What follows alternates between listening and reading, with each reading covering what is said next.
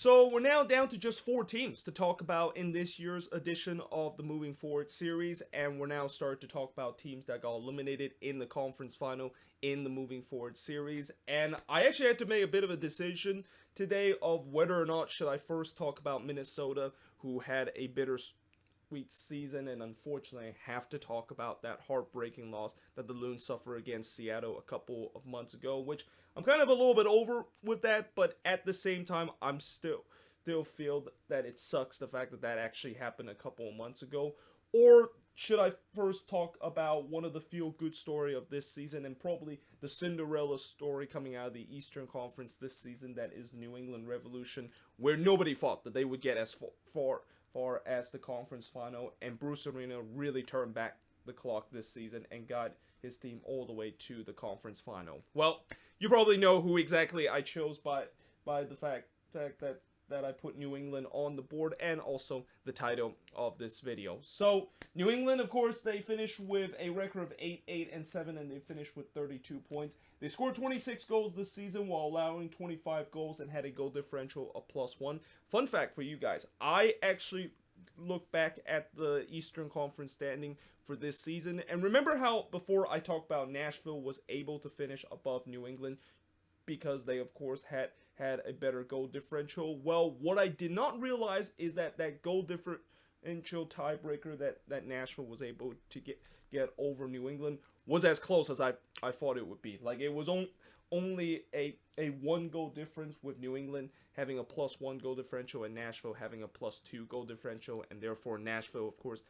was able to get that 7th spot. Now, obviously, this season with the extended playoff, that really doesn't really matter, because even if you finish 7th in the Eastern Conference, you still have to play in the play-in round. But let's just say in an alternative universe, and I can't believe I'm actually really saying this, but let's just say that in an alternative universe, we never had the COVID pandemic, and that this is just a regular full season in MLS, and basically the playoffs is back to where it always is, which is the top 17 make it to the playoff in each of the conference. So you can imagine how this would be probably the closest decider to who, of course, make the playoffs, and who, unfortunately, was the first team left out of the playoffs, where Nashville would literally be the last team made it in, just because they had just a 1 goal difference in the goal differential advantage over New England, and because of that, Nashville, of course, made it, and New England would actually get eliminated. Like, that would just be an absolute heartbreaking feeling if you are a Revs fan, that is actually going to be the case. But thankfully, obviously, we don't live in that alternative universe, and at least Revs fans are happy that they don't live in that kind of alternative universe. Although at the same time, I'm pretty sure they also will feel like they want to live in that alternative universe, and I'm pretty sure everybody wants to live in that alternative universe, because let's face it, no one wants to deal with this whole COVID pandemic, and everybody wants to have things return to normal, even though it's kind of weird to say that things returning to normal is actually what the alternative universe looks like. Anyway, I'm kind of getting a little bit off track of that, but now talk about how they, of course, finished 8th in the Eastern Conference, and of course they got eliminated by the Columbus Crew in the semifinal, although it was just a slim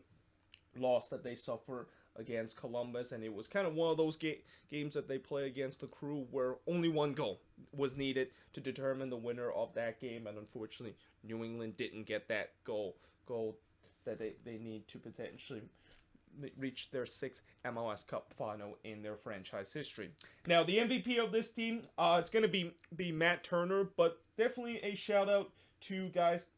like Henry Kessler, that was on this team, that has really become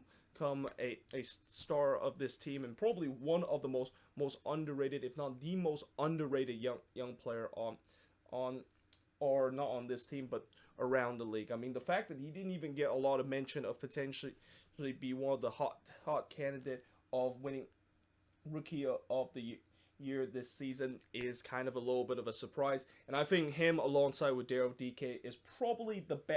best player that kind of came out of the draft last season. And I think New England definitely has a player that they know that he's going to be a really good player for them, and is going to be a keystone player for them at the back for years to go. But obviously, the MVP is going to have to go to Matt Turner because if it wasn't for Andre Blake, who was also putting similar but also even more impressive number this season and end up winning goalkeeper of the year, Matt Turner would have won goalkeeper of the year. I mean, he is easily the top 3 goalkeeper in the league, maybe even top 2 goalkeeper, and just a little bit above Andre Blake as who is the best goalkeeper right now in MLS. And this offseason he also got his first opportunity with the U.S. men's national team for first country appearance against Trinidad and Tobago. And even though he didn't really had a lot to do in that game because obviously his team was the one that was doing most of the attacking, he did had that penalty save, which would definitely give him a lot of confidence, not only of him potentially getting on the fringe of the U.S. men's national team, but also give confidence that he can once again had another amazing year with New England, and that the refs might have found probably one of their best goalkeeper that they have in their history, and kind of find their Brett kind of goalkeeper for a very long time. Now, the disappointment for this refs team, I'm going to go with Adam Buxaw, and there was definitely a couple of candidates that I could have gone with disappointment. I could have gone with Gustavo Bo, who, in his second season, he was nowhere near as lethal as he was last year when he came to this team, and part of that has to do with he was battling with injury. I could have also gone with Alexander Butner, who really kind of fell out of favor with New England, and kind of eventually you realize that he was not going to be part of this team, and indeed it seems like that's going to be the case this offseason. But in the end, I'm going to go with Adam Buxaw, and that I know Buxaw did kind of turn it around near the latter part of the season, and he did score that winning goal against the Union in that first round of the playoffs that caused a major upset, and probably one of the biggest upset from this season's playoff. But let's face it, it's been definitely a season that the Revs feel like he has not met any of the expectation that they have when they first bought him last offseason. I mean, I know 6 goals would think that it's a decent season for a number 9, consider it is a shortened season, but you got to keep in mind most of those goals that they scored was kind of like in the latter part of the season when he finally turned it around, and some of them also came in the penalty spot. I mean, there was one point he was basically not contributing whatsoever, and was also kind of belong in a few lists of number 9 that just seems like he has a curse in him, and he just could not find the back of the net, and it just got so bad that at one point of the season he actually got benched for this New England team. And when you get to a point where one of your big money DP get bench in any part of the season, something has definitely gone wrong with him. But hopefully next season he can of course have a bounce back year. I mean, I'm not going to say that he is going to be considered a bust right now, even though he had a very underwhelmed season. But if he does not pick up next year and he does not become that double-digit goal scorer that New England thought that he would be when they paid big money to get him, yeah, he could definitely be considered a bust, and probably one of the big money move that unfortunately did not pan out in the end and blowed up in front of an MLS team's face. Now, in terms of the top goal scorer for this team, you got Theo Bunbury leads the top goal scorer chart with 8 goals. Adam Buxaw with 6 goals, followed by Gustavo Bo with 5 goals. Then you got Tejan Buchanan with 2 goals, and Kekuta Mane somehow able to get on the top goal scorer list with 1 goal to his name, although there was a lot of players that also got 1 goal for this New England team. Top assist leader, you got Christian Pena with 4 assists. Another guy that I think could be a disappointment is Christian Pena. I mean, I know he ended up to be a top assist leader, but these last couple of years, he has really declined. And remember how a couple of years ago when Pena was actually doing well, and New England thought that he was going to be one of their key core player heading into the future. Yeah, things have definitely not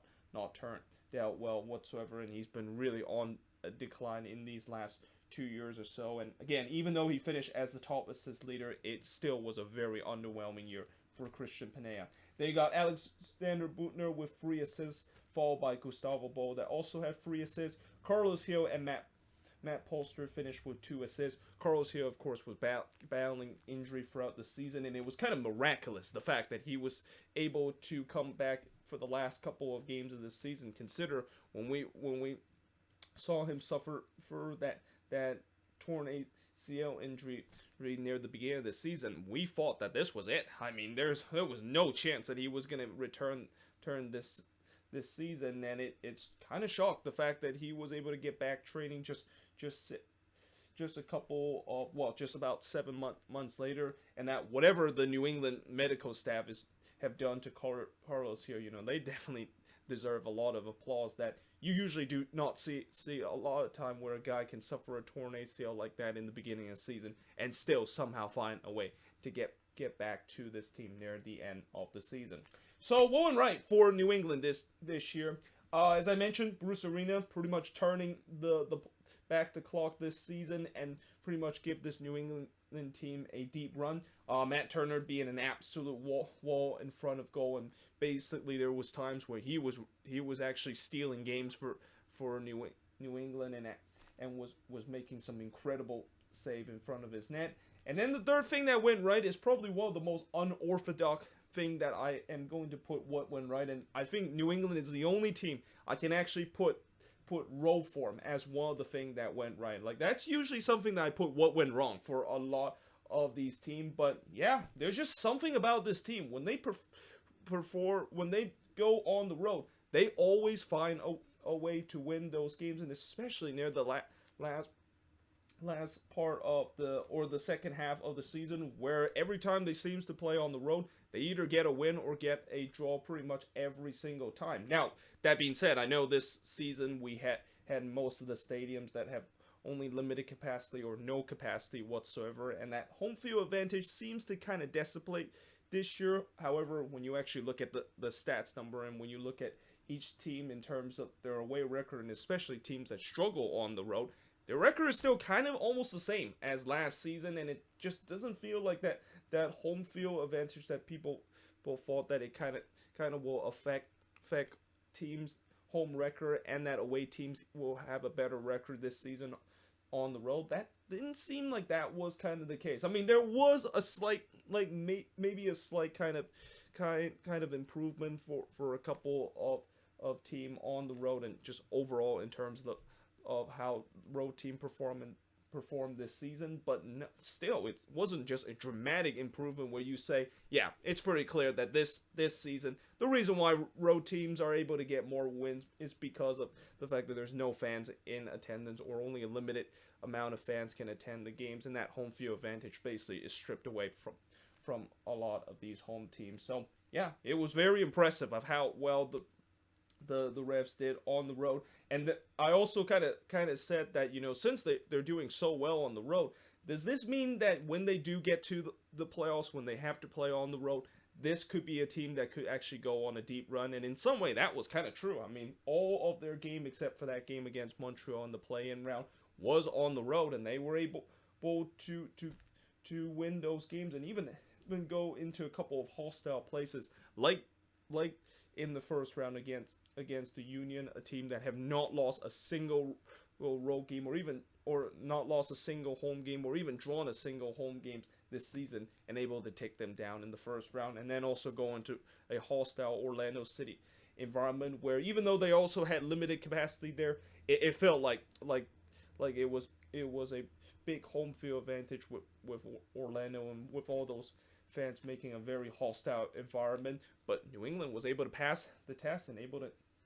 get themselves into the conference final. Now, that being said, as I mentioned about how good the home or the road form was for New England, yeah, this is where we get to the what went wrong, and the what went wrong is obviously the home form, where this season they only won 2 games at Gillette Stadium. Like, when you only win 2 games at home, usually that team is nowhere near the playoffs. But again, because of the fact that they did well on the road, and it seemed like New England is doing a reverse of what teams should usually do if they want to make it to the playoffs, which is win your home games and also get points on the road. That is the reason why they were able to make the playoffs, but just barely make it with the benefit of the doubt with the the playoffs. The second thing that went wrong with this team is the problem in the final third. Now, this is something that I mentioned a lot with New England throughout the season, and a lot of times when I talk about the Revs in the review, I at least have one time talk about their final third. Yeah, it was not good whatsoever for majority of the year, and the big problem with New England final third isn't due to the fact that they have a very poor build-up where they cannot get to the final third, but it's just when they do get to that final third, usually either their attacker just kind of plays it whenever they get to the final third, or the fact that they just don't have that crucial final ball to set up their striker to put the ball into the back of the net, or it's when they do put the ball in a good position, their striker and guys like Adam Buxaw and Gustavo Bol just could not finish those chances when they have the opportunity to strike them. So yeah, the final third was a real issue for this team, and hence that's why they only kind of scored 26 goals, because when you watch how New England played this season, if they were only able to be a little bit more clinical and able to clean up the big mess that they had in the final third, this team could have easily scored 30 and 40 plus goal. And going back to what I said about how they struggle in the final third because they can't find a crucial final ball in majority of the game. Well, I think a lot of that has to do with Carlos Hill being injured for majority of the year, and that missing a guy that is considered one of these number 10 that can actually put some pinpoint passes and create chances for his teammates to put the ball into the back net. Maybe that is one of the big reason why they were really struggling in the final third. And that Carlos Hill loss, which we thought that it was going to be a big loss, especially how well Hill played for this New England team last year, it definitely was showcased fully with the numerous issues that they had in the final third throughout the season. And then last but not least is injury issue. I mean, I know this is going to be kind of a cliche, but New England was one of these teams that was hit with injuries and lose a couple of some of their star player. But fortunately, most of those injuries and most of the player that was on the IR was able to get back before playoffs start, and they were able to back to their full strength once the playoffs begin. So moving forward for this New England team, did they overachieve, or is this another MLS Cup contender out in the East? I mean, I don't want to say that they overachieve, even though I know a lot of New England fans feel like this team kind of did that, and they were a year ahead of the schedule of what they thought that this team could really go deep into the playoffs. But that being said, is this a team that is good enough to compete in the East for MLS Cup? Time will definitely tell, especially if they can of course fix those issues that they have on the attacking end and in the final third, and also fix the issue of them unable to get points at home. I mean, there is just no way in the world I think this is going to be sustainable, where they're going to once again rely on their road form as a way to get themselves in the playoffs despite being so poor at home. Can guys like Gustavo Bol and Buxaw and even Carlos Hill have a bounce back year? Most likely Carlos Hill will have a bounce back year, because when he's healthy, he is definitely one of the most dangerous number 10 in the league. But the verdict is definitely going to be on Gustavo Bol and Buxaw, and whether or not if both of these guys can really have a bounce back year after they kind of had a relatively rough season this year, with one of the players having issue with injury, and another one of those having problem scoring goals in a long stretch of period. And then finally, this season I did hear some rumors saying that they are of course working on a new new stadium, and that their owner Robert Kraft have even mentioned the fact that they are working on a plan to build that new stadium in downtown Boston. But obviously I can understand why Revs fans are a little bit skeptical and kind of pessimistic that is just kind of all talks, because they kind of heard this before, and it's almost kind of something similar to the whole NYCFC situation, where as soon as you hear that there's some news about stadium and that they're potentially going to build their own soccer specific stadium, a lot of their fans are not going to be buying it, because they hear this story so many times, years and years on, and all that is basically talk, and pretty much it never materialized in the end. So I can understand why Revs fans are a little bit pessimistic about that, but maybe this could be finally the time where there's some good updates, and that, I think the Revs eventually they're going to have to move out of Gillette Stadium, and that, Gillette Stadium, when I eventually will do a video in terms of looking at my power rankings of this of each of the MLS stadium in the league, Gillette Stadium is going to always going to be near the bottom of the league, because not only it's not a soccer specific stadium, but also the fact that the stadium is just nowhere near their what they're supposed to be their target market in Boston, and the fact that it's kind of one of those outdated kind of MLS 1.0 kind of standard where it's okay for you to play in a sheer NFL venue like the Revs are doing all this year. That's kind of the thing that is kind of completely out of date, especially with the way that a lot of teams now in the league are building these new brand new shiny soccer specific stadium, and the Revs are hope that when they do so, that could potentially boost their image, and especially even get more people to actually care about this team. I mean, I know there are potential that the Revs does have a good fan base in the league, but obviously the reason why there's been a lot of attendance issue, and that a lot of people would think that this might be a team that doesn't really have a good fan base, is because of the fact that the stadium is just way out in Foxborough, and just it is kind of a real hassle to have to get to the stadium and pretty much sit in a stadium that is also considered one of the oldest stadium in MLS and not a soccer specific stadium. But yeah, there you have it. That is pretty much it for the Moving Forward series about the New England Revolution. Let me know in the comments below, what do you think of this video, and if you're a Revs fan, what do you think went right, what went wrong, and most importantly, moving forward, what do you think this team is going to look like heading into next season? But until then, hope you guys enjoyed this video. If you do, make sure you guys leave a like, smash the subscribe button, and yeah, I of course will see you guys next time.